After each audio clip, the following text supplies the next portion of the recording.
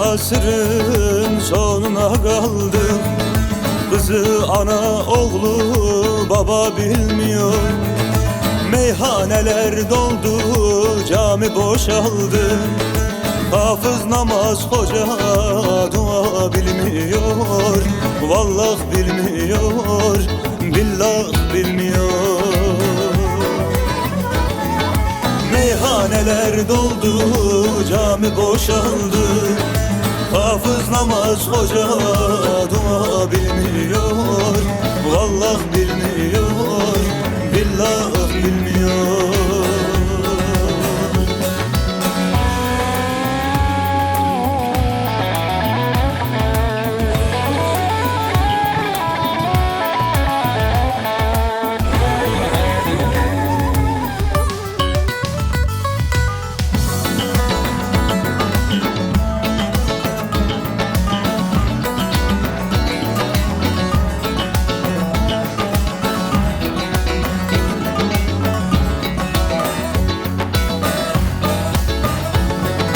Söz çok olur, inmeyelim derine.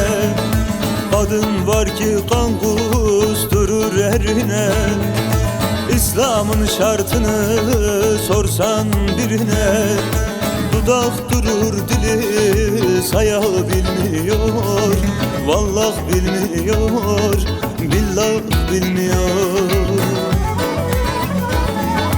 İslam'ın şartını sorsan birine, dudak durur, dili sayabilmiyor.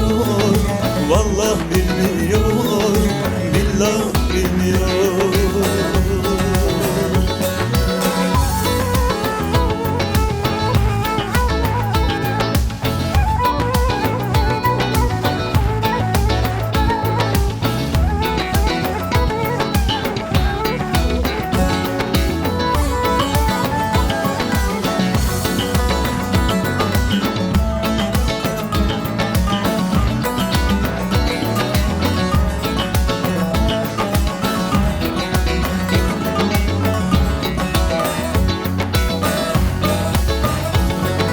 Çoban oğlu bundan sonra ne diye, saklayana sözüm kalsın hediye.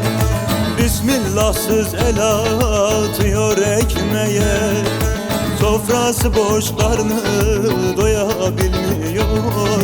Vallah bilmiyor, billah bilmiyor. Bismillahsız el atıyor ekmeğe, sofrası boş, karnı doyabilmiyor. Vallah bilmiyor, billah bilmiyor.